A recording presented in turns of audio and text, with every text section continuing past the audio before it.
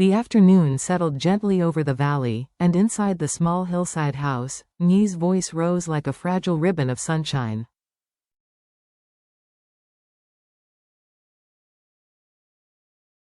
"Mom, I know I love you so much. I want to hug you and laugh loudly." Her little voice wavered, sweet and untrained, but tender in a way that made the room soften around her.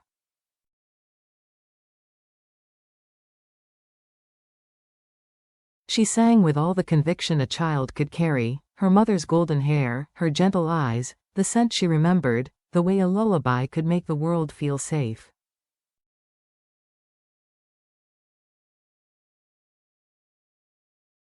Deep listened, smiling as she stirred the pan of sweet potato fritters in the tiny kitchen.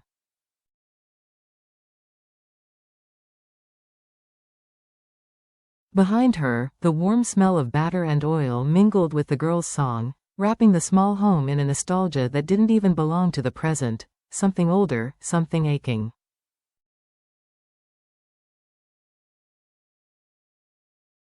"Nhi, doi como latne," she said, flipping the golden fritters. "Yes, Deep."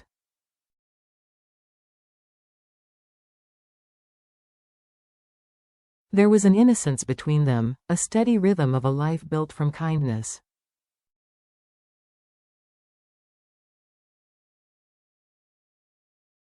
When she placed the plate before Nhi, the girl lit up. Was the fried rice earlier good?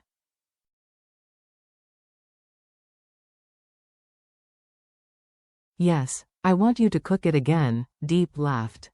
"When Uncle James comes back, I'll tell him."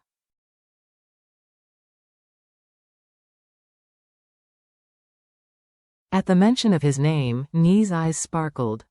"Deep, when will Chu James, the handsome one, come home?"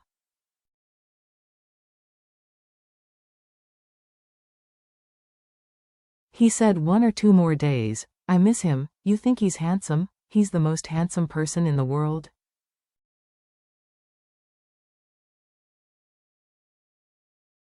Deep raised an eyebrow. "Then where do I rank?" "Second place." "Why second?" "Because James is number 1.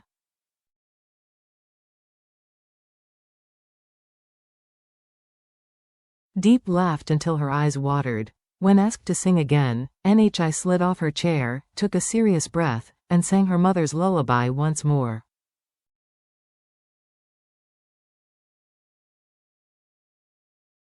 The same sweetness, the same aching purity. "Bravo, Nhi. You sing beautifully." When the drawing book opened, Deep leaned over.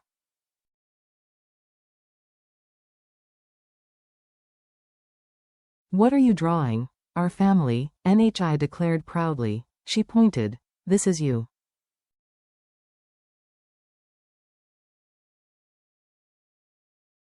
"This is Chu James. And this is me." A shaky little house stood behind them, lopsided, crooked, imperfect, but filled with color.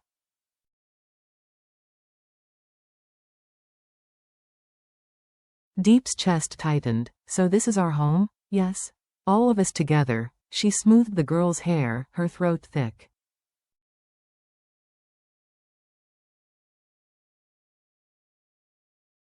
A moment later, she served the fritter. "What shape is this?" "A circle." Deep laughed again.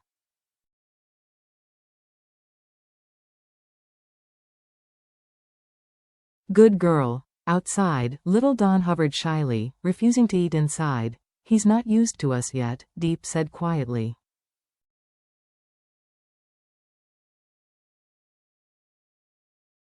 When Nhi grew sleepy, Deep carried her to bed and tucked her beneath a thin blanket.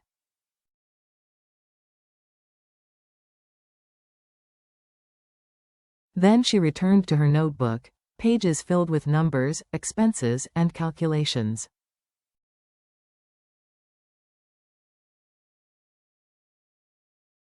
$700,000 for transport, $1.5 million for the warehouse, $2 million for labor and shipping.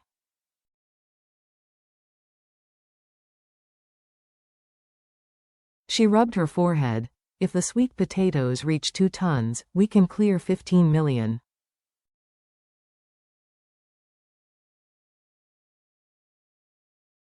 The room was silent except for the turning of pages. Later, Deep called James. And James?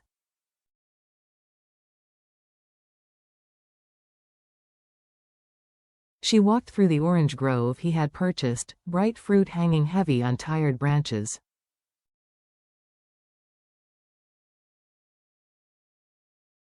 How much did you buy this orchard for? 50 million. She nodded, more to herself than to him.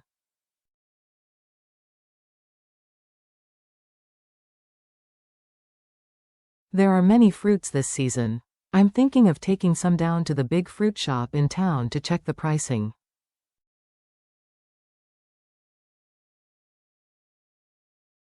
James guided her gently. Go to the old place, the company under my father. They know the pricing.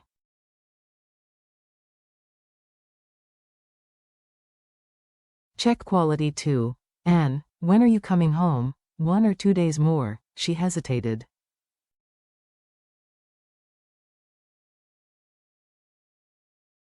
Be safe, you too.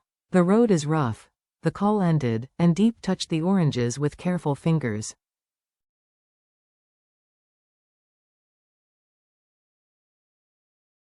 Big ones, good color?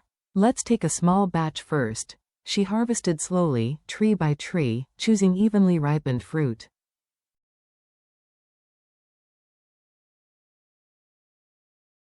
Far away, a different scene unfolded. A young man, his face hidden beneath a hood, arguing with a weary mother.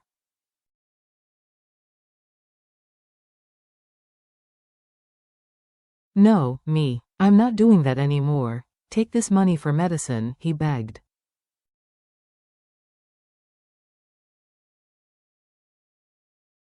Just outside, me. Rest inside. It's cold. He stepped into the wind, oranges in hand.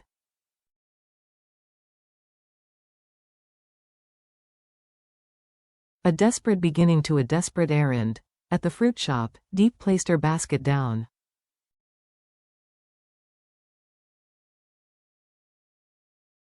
Are these oranges good? The shop owner turned them over. Sweet, but not the prettiest.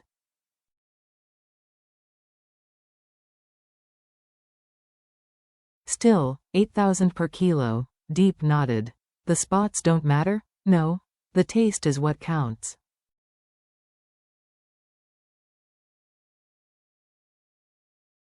She thanked her and left, relieved. Later that day, James called again. The workers are coming to install the iron frame.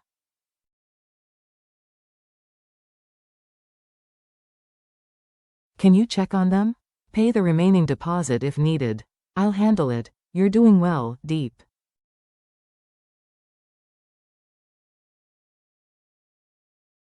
I'm sorry I can't support you now. My family matters are urgent. It's okay, Anne.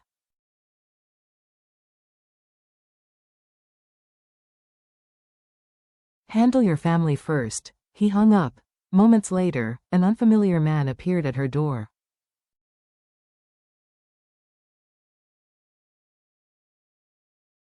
Are you Deep? Yes.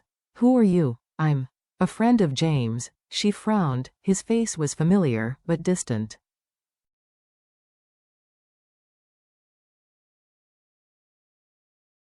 Is everything okay? I'm here to advise you to leave James. The world froze. What?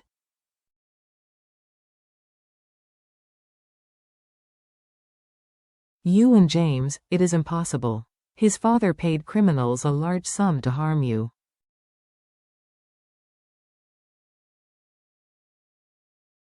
To scare you away. Deep's voice trembled but held strong. I will never leave him.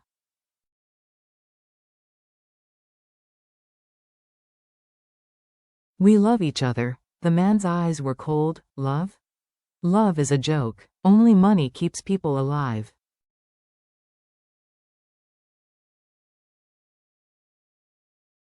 You and James are mismatched.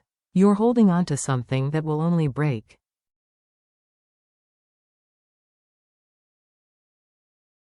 Deep stepped back. You've never loved anyone, have you? He didn't answer. But someday, she whispered, someone will make your heart beat again.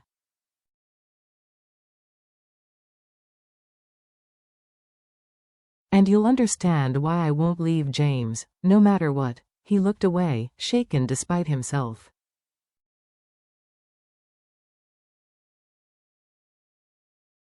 Be careful, Deep, for your sake, and for NHI. Then he left, disappearing down the narrow path.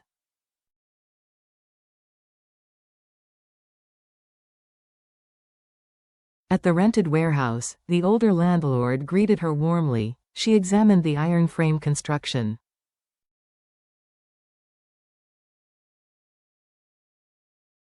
It's fine, Co. We'll move the corn machine upstairs. She paid the remaining money, and the man promised to introduce local farmers to her, suppliers of ginger, sweet potatoes, corn.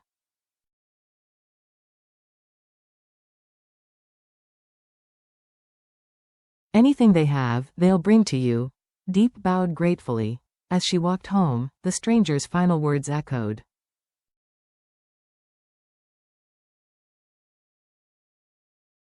Love is just an excuse for people to use each other. You have A, he has B, that's all.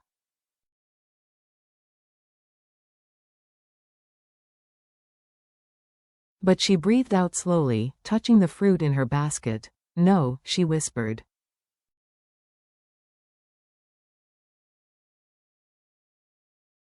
Love is choosing someone again and again, even when life makes it impossible. Inside, NHI waited with a half-eaten fritter.